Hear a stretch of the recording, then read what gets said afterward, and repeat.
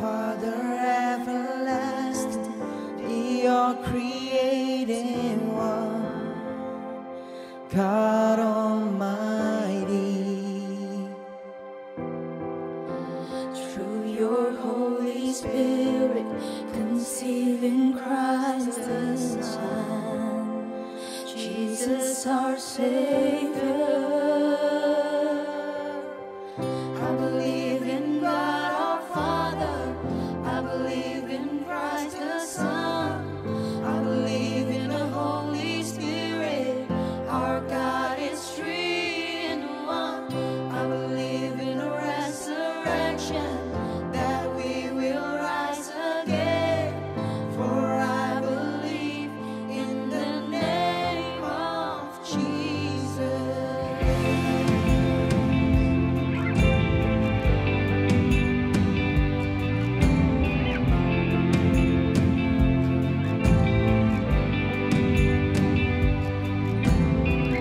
Our chosen, our defender, suffer and crucified. Forgiveness is in you.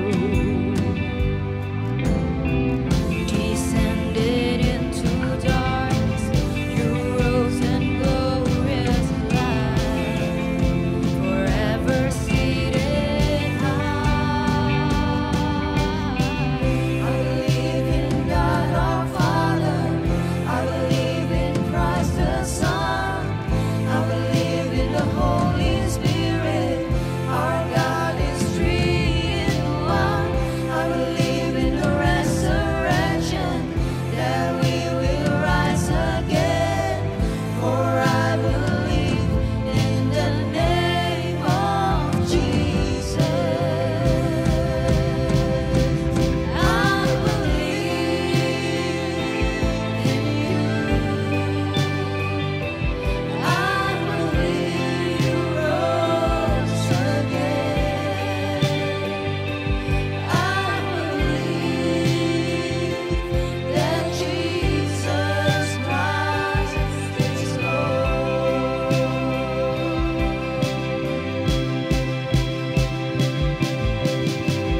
I believe in life eternal. I believe in the virgin birth. I believe in the saints' communion and in your holy church. I believe in the resurrection when Jesus comes again. For I believe in the name of Jesus. For I believe in the name of Jesus. For I believe in the name of Jesus.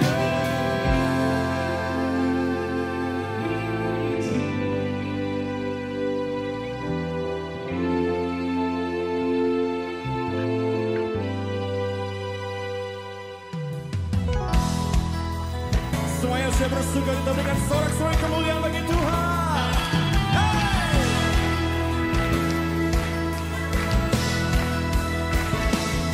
Come on!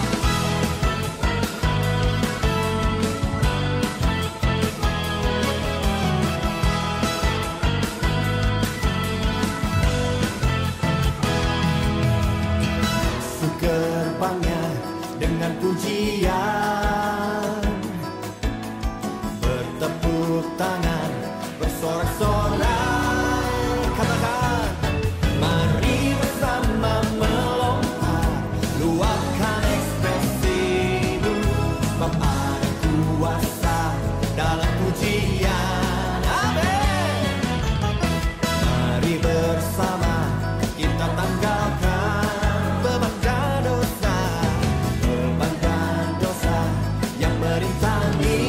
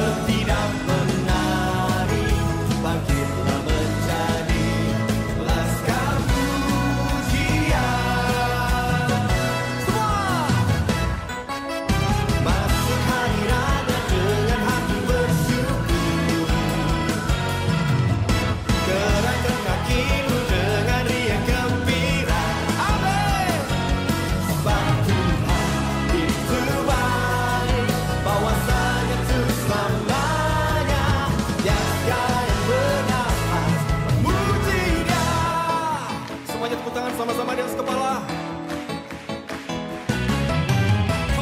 Terima pujian.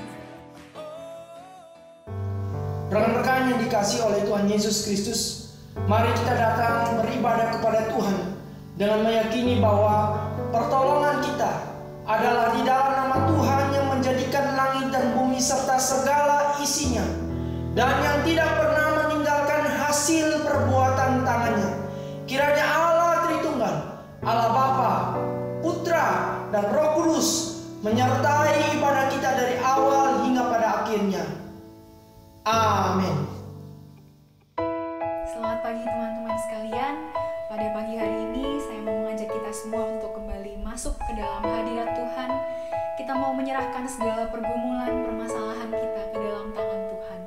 Karena pertolongan kita terletak pada nama Tuhan kita sendiri. Kalau Tuhan menolong.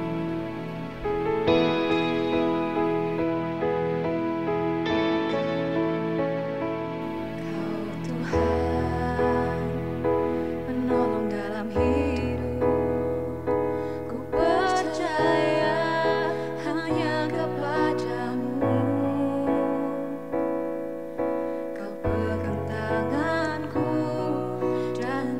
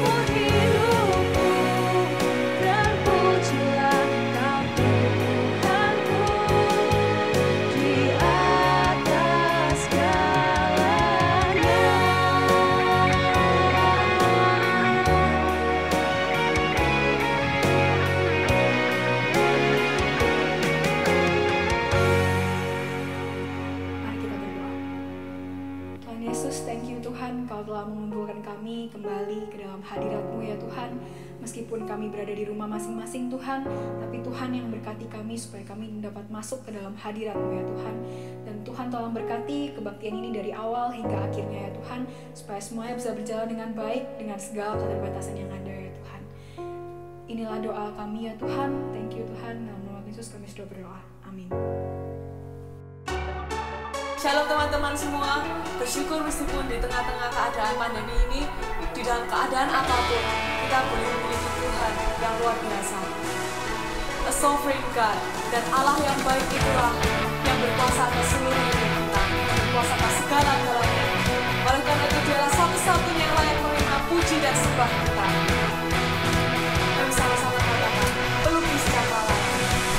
Pelukis cakrawala, merangkai jagat raya, pencipta alam semesta,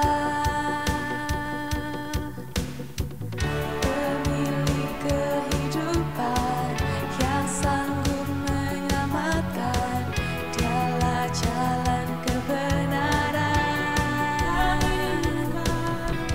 Kami rindukan kuasa lawatan-Mu, kebangkitan pasti terjadi.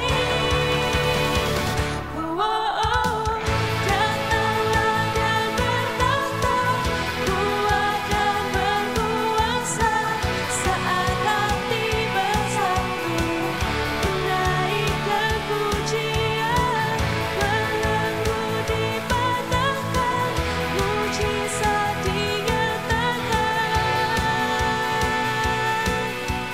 Great is our God.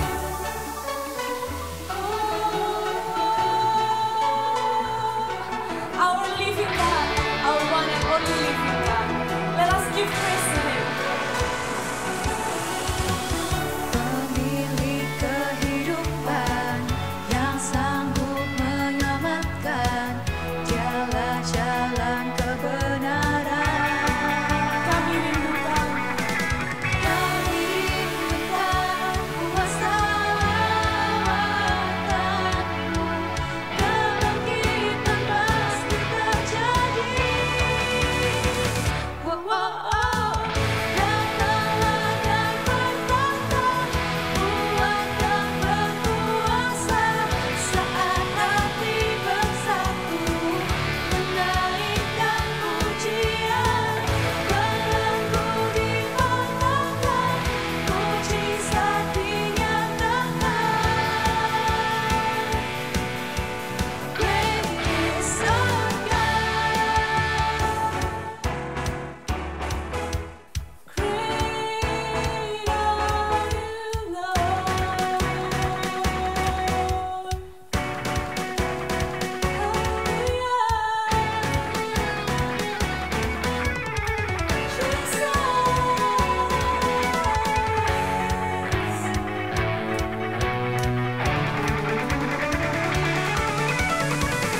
Let us lift up our hands and give our praise to Him, for He is worthy of it all.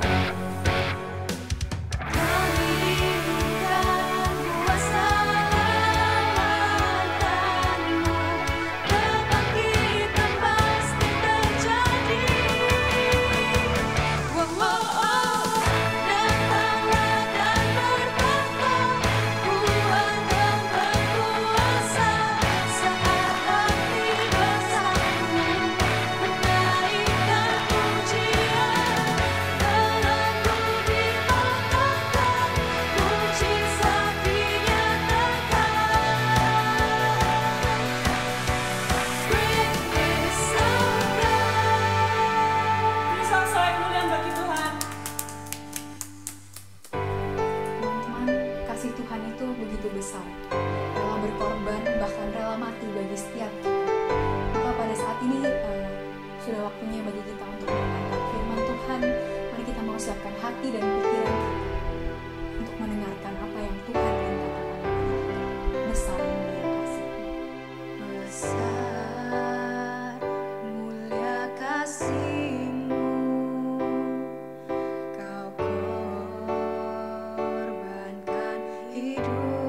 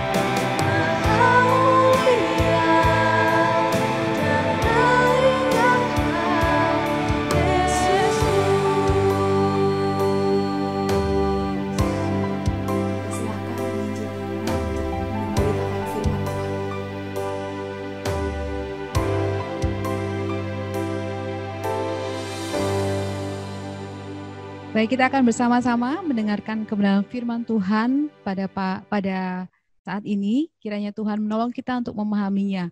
Mengawalinya, mari kita bersama-sama berdoa.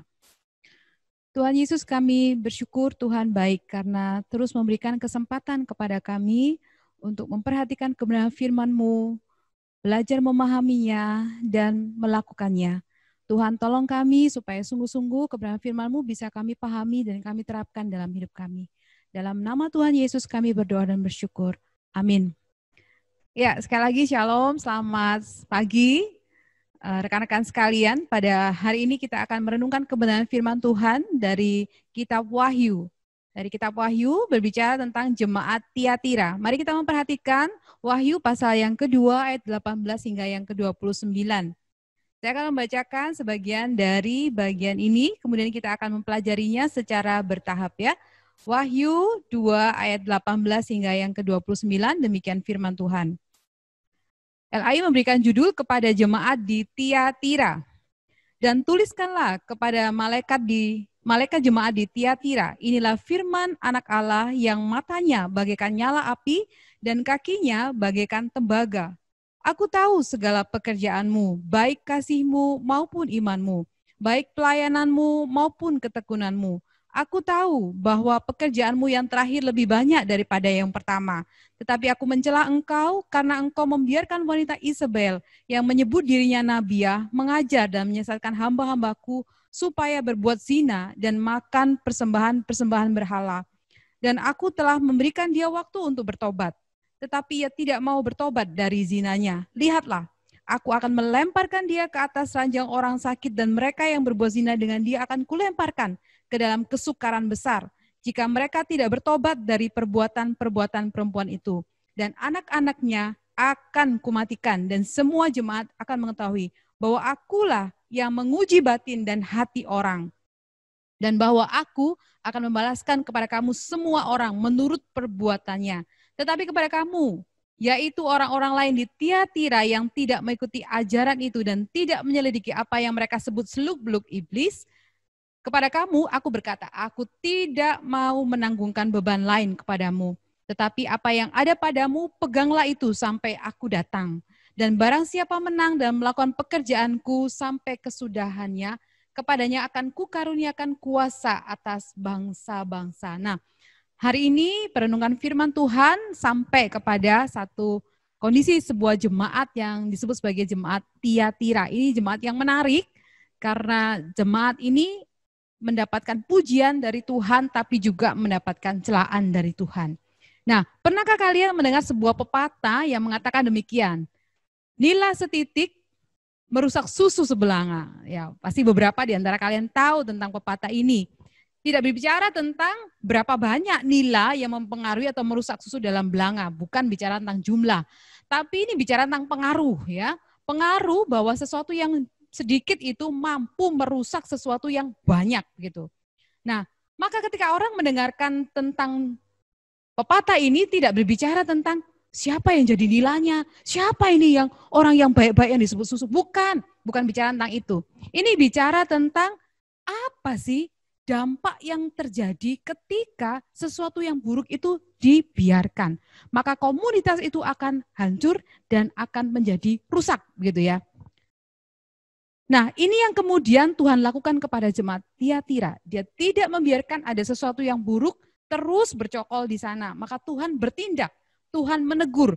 Maka pada bagian ini kalau kita perhatikan, Tuhan itu digambarkan dengan cara yang berbeda dari jemaat-jemaat yang lain. Kalau kita perhatikan di sana, Tuhan itu digambarkan, dikatakan bahwa dia memiliki mata bagaikan nyala api. Itu mewakili tentang Allah yang mampu melihat sesuatu dan menembus segala sesuatu, mampu mengetahui bahkan sesuatu yang tidak diketahui oleh orang lain, mengetahui motivasi, kedalaman hati seseorang.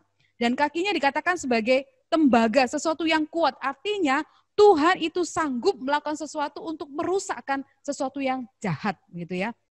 Dan di bagian ini secara khusus dikatakan dia ini adalah anak Allah, Allah yang berkuasa. Dan dia yang akan mengambil satu perhitungan kepada orang yang berpengaruh merusak sebuah komunitas. Maka itu mari kita perhatikan siapa apa yang sedang dituju oleh tulisan dari Yohanes ini.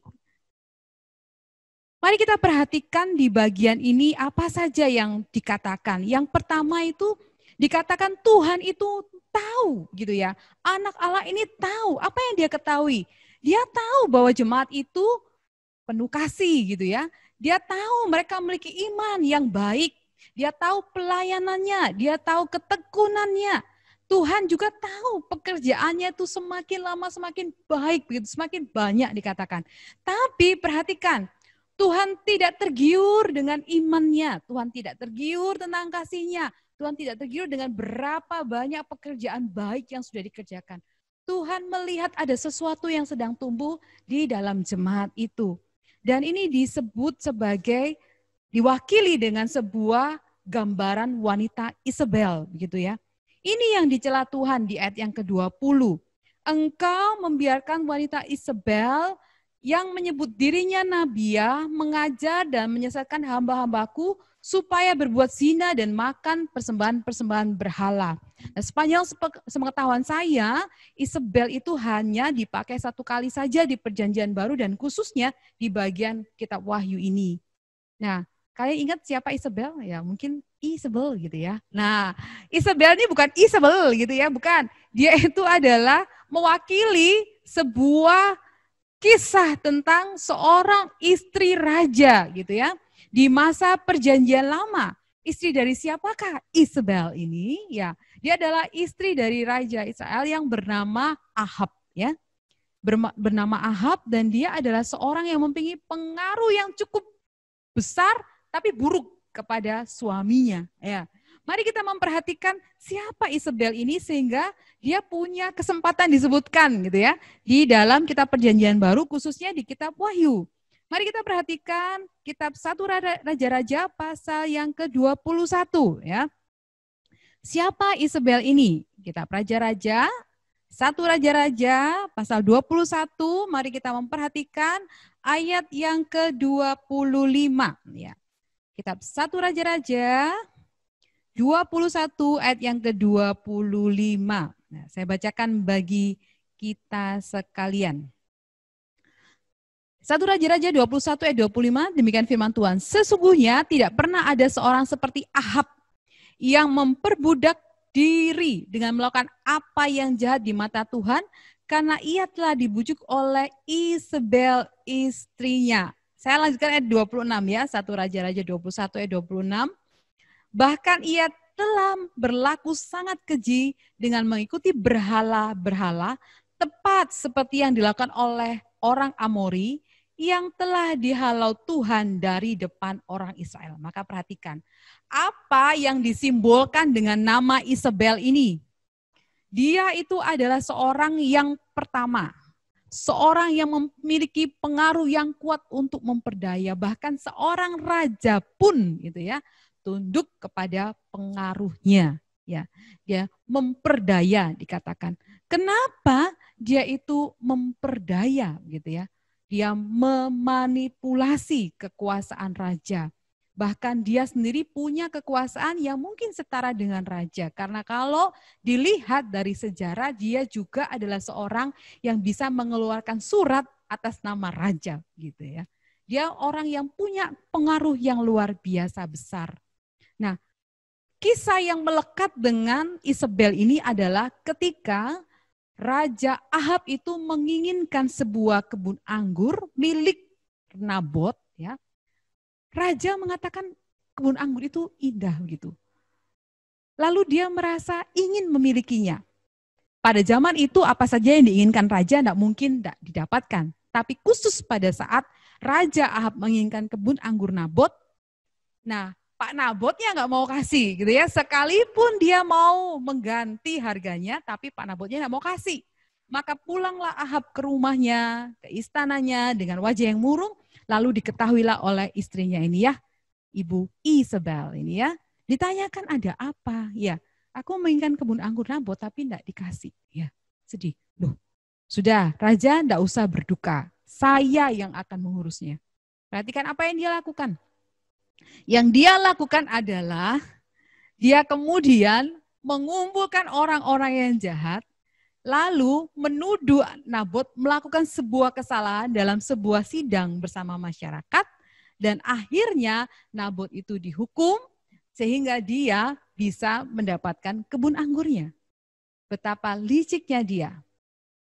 Simbol kedua dari seorang yang bernama Isabel ini ya, yang namanya ini kemudian diambil dan dipakai untuk menyembuhkan tindakan yang tidak benar di masa perjanjian baru, itu adalah dia memperdaya orang. Kemudian yang kedua, dia menghalalkan segala cara untuk mendapatkan keinginannya. Seorang yang sebenarnya dia hidup di antara orang Israel. Pernah pasti mendengar tentang Tuhan gitu ya.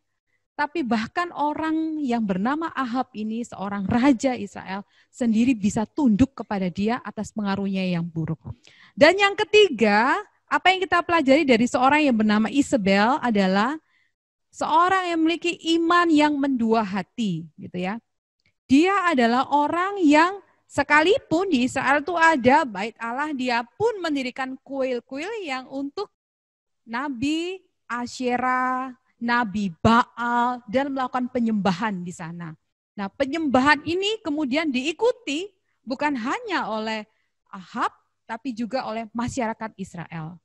Nah, inilah yang Tuhan benci dari jemaat Tiatira, karena mereka itu mengizinkan orang yang demikian. Orang yang ada tinggal di tengah-tengah jemaat, tapi juga mengajarkan iman yang mendua hati, mengajarkan tentang penyembahan berhala. Jadi kalau Tuhan Yesus tidak jawab, boleh tuh tanya ke Tuhan yang lain. Terserah mau milih siapa begitu ya. Ada di gunung mana begitu. Kalau satu Tuhan nggak cocok, ya pilih Tuhan yang lain. Atau satu Tuhan tambah dua Tuhan tambah tiga Tuhan gitu ya. Nah semuanya boleh begitu. Maka Tuhan menegur. Menegur bukan hanya menegur. Tuhan memberikan kesempatan untuk bertobat sebenarnya. Ayat 21 dikatakan, aku telah memberikan dia waktu untuk bertobat, tapi dia tidak mau bertobat dari zinahnya.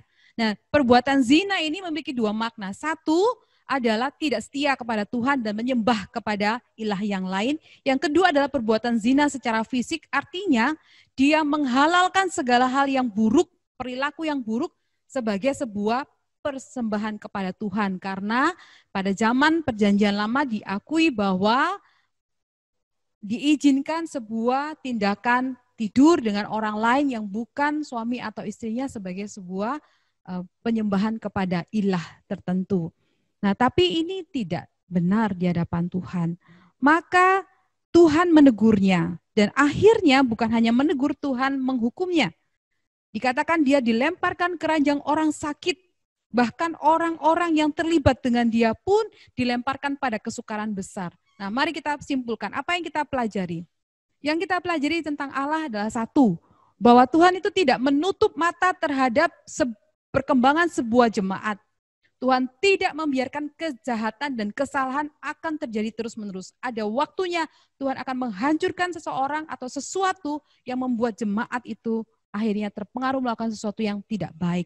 Yang kedua, Tuhan itu adalah Tuhan yang perkasa, dia sanggup menghancurkan sesuatu yang tidak berkenan kepadanya. Maka dia digambarkan di dua itu ya.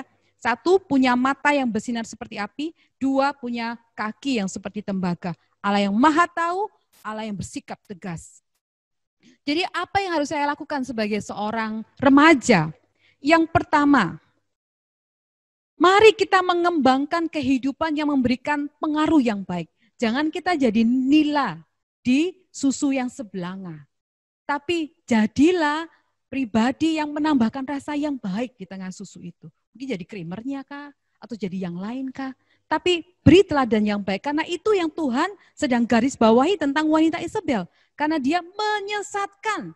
Jangan jadi orang yang memberikan sebuah pemikiran-pemikiran yang buruk terhadap seseorang yang sedang mengalami masalah misalnya.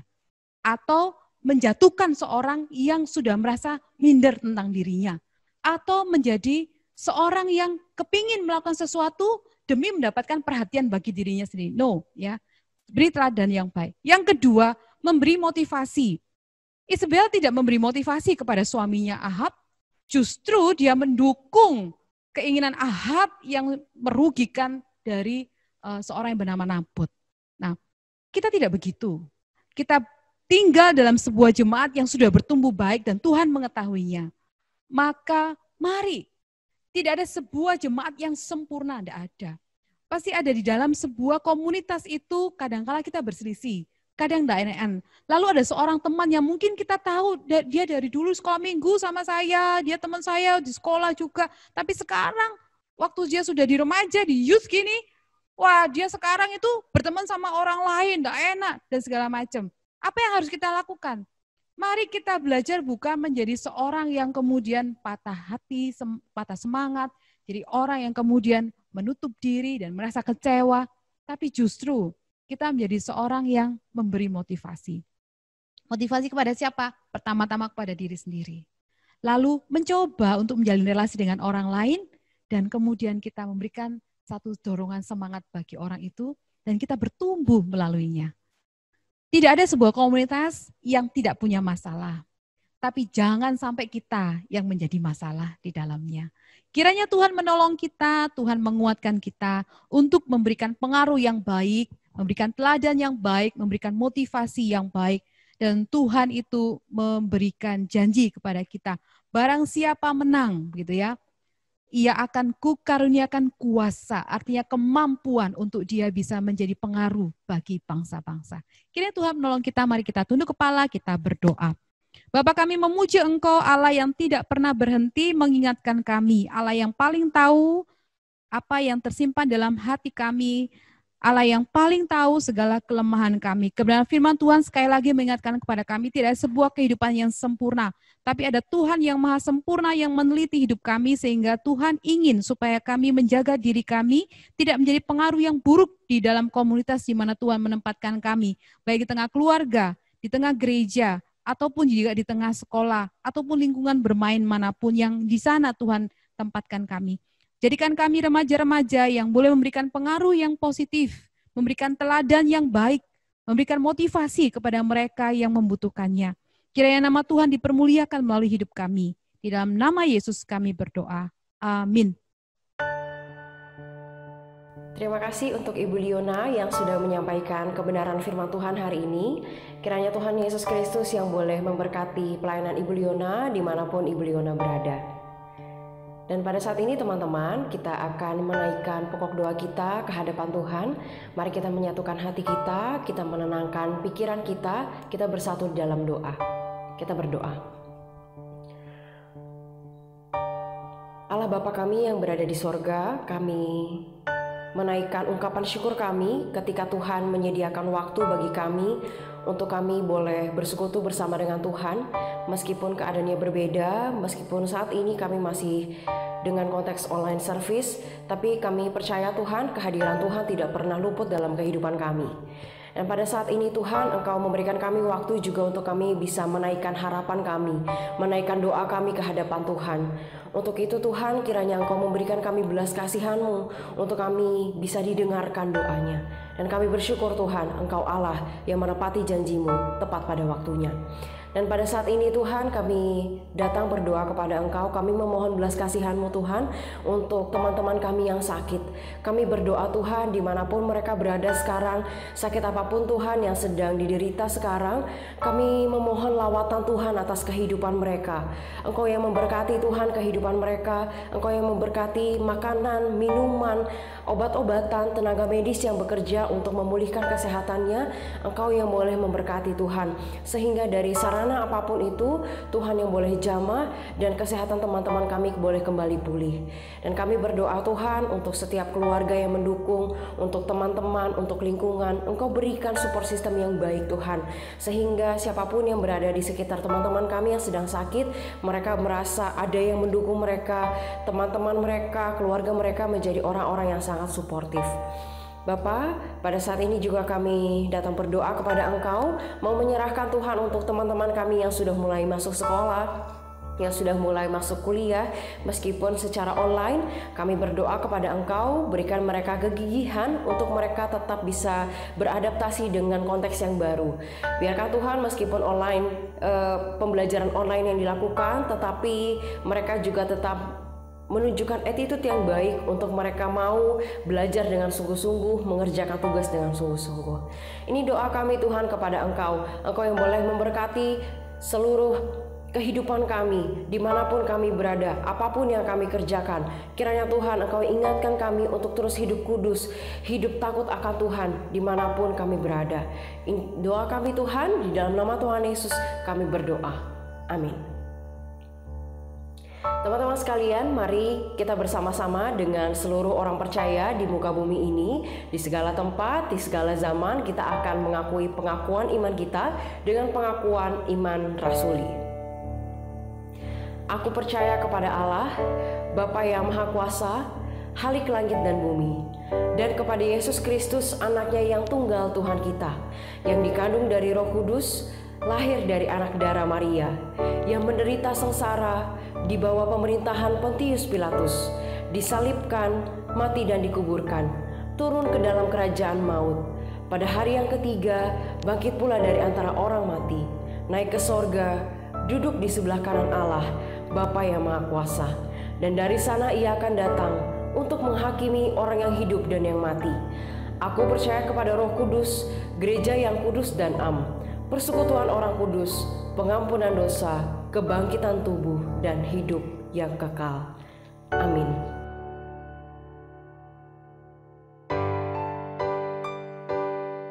Teman-teman, untuk mengakhiri ibadah pada pagi hari ini, mari kita bersama-sama kembali menaikkan pujian Tuhan Penebusku.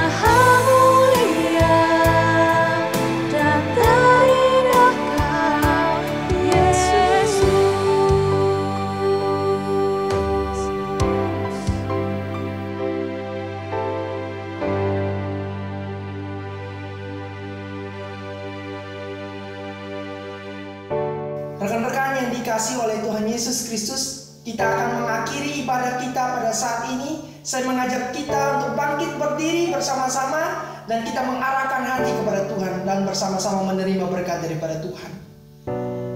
Kiranya kasih yang sempurna, kasih yang mulia, kasih yang agung dari Allah Bapa, anugerah keselamatan yang kekal dari Tuhan kita Yesus Kristus, pimpinan topangan penyertaan dari Allah Roh Kudus akan menyertai perjalanan hidup kita, mulai dari saat ini sampai Maranatha, bahkan sampai selama-lamanya. Amin. Rekan-rekan yang dikasihi oleh Tuhan Yesus Kristus, selamat mempersiapkan diri untuk melewati hari ini. Ibadah kita sudah selesai. Kiranya sepanjang kehidupan kita terus hidup memuliakan nama Tuhan. Sampai jumpa di dalam online service berikutnya. Tuhan Yesus memberkati kita semua. Sampai jumpa.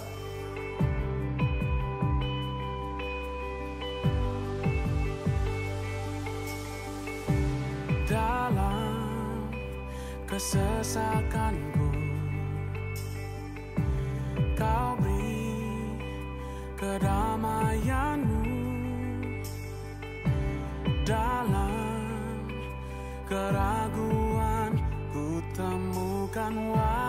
wajah-Mu.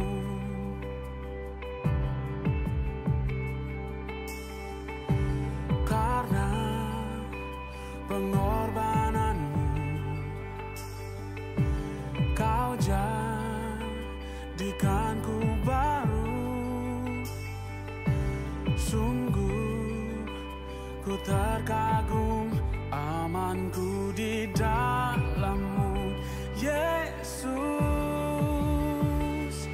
Kau membuatku sesuai rencana-Mu. Kau memegang setiap musim hidupku. Ku serahkan semua ke